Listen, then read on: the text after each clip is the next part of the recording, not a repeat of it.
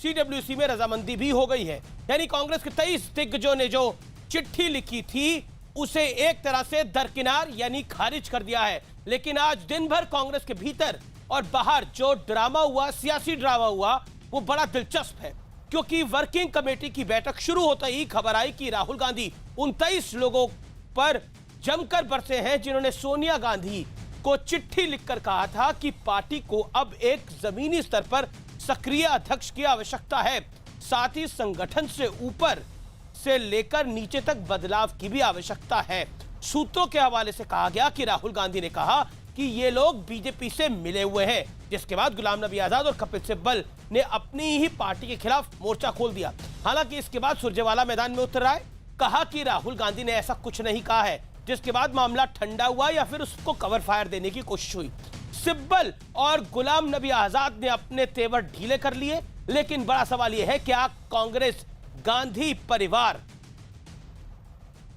से बाहर का अध्यक्ष सोचने की स्थिति में नहीं है, और क्या बिना आग के इतना धुआं फैल गया है?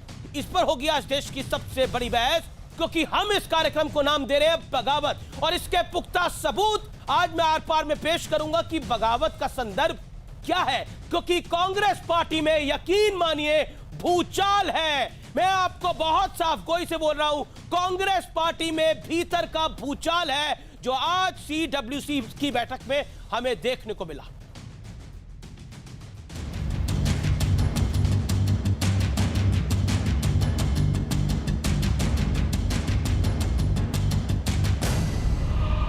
समय भी क्या खेल दिखाता है। 2004 में सेंट्रल हॉल की इन तस्वीरों को देखिए। सोनिया गांधी ने कहा कि वो पीएम नहीं बनेंगी, तो तूफान मच गया।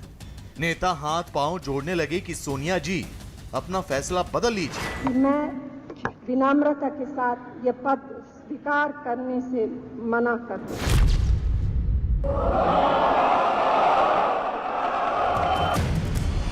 कई कांग्रेसी नेता तो फफक कर रोने लगे। पीएम पद का त्याग कर सोनिया अपने घर 10 जनपद पहुंची तो समर्थक वहां भी पहुंच गए।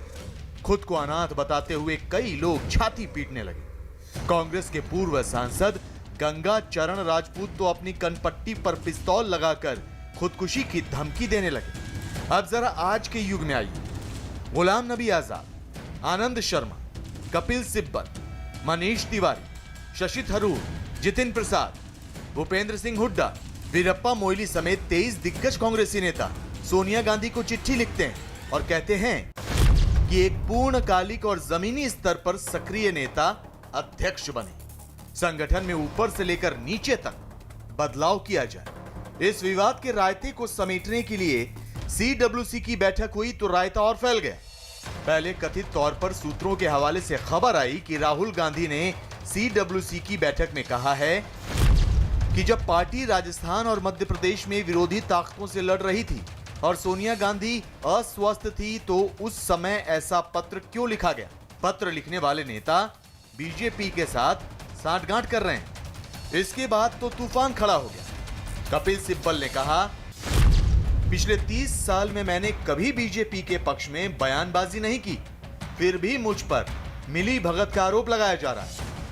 गुलाम नबी आजाद ने कहा, अगर आरोप सच साबित होता है तो मैं इस्तीफा दे दूंगा। इसी बीच मैदान में ओवैसी कूद गए। गुलाम नबी साहब मुझ पर यही आरोप लगाते थे, अब आप पर भी यही आरोप लगा है। 45 साल की गुलामी सिर्फ इसलिए। हालांकि फिर मामला संभालने की कोशिश हुई। रणदीप सुरजेवाला ने कहा कि राहुल गांधी ने बीजेपी से मिली भगत का कोई बयान नहीं दिया।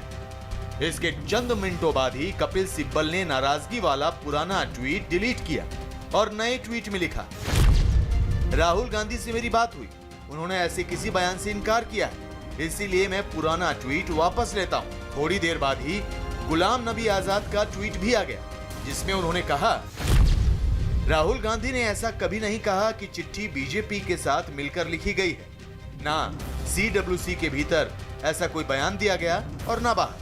अब सवाल यह है कि बिना आग के इतना धुआं कहां से निकल गया?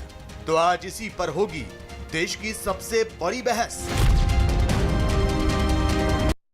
और बगावत क्यों है? कांग्रेस में द ग्रेट फैमिली ड्रामा का विश्लेषण सुनिए। आज सुबह परिवार वर्सेस पार्टी की जंग का ट्रेलर दिखा। 23 दिग्गजों ने कांग्रेस के नेतृत्व में बदलाव की मांग उठाई, जिसे दरकिनार कर दिया गया। सूत्रों ने दावा किया कि राहुल ने इन 23 लोगों के खिलाफ खड़े हो गए और कहा ये बीजेपी के एजेंट बन गए। सिब्बल और गुलाम नबी आजाद ने भी खुलकर बागी तेवर दिखाया।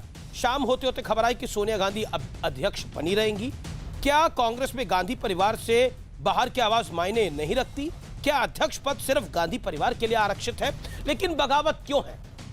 राहुल गांधी भावुक होते हैं, अहमद पटेल अनंत शर्मा को कहते हैं, अंबिका सोनी कहती है कि गुलाम नबी आजाद को कि आप मुख्यमंत्री ही सोनिया गांधी की कृपा दृष्टि के बाद बने हैं, तो आप सोनिया गांधी पर सवाल कैसे उठा सकते हैं?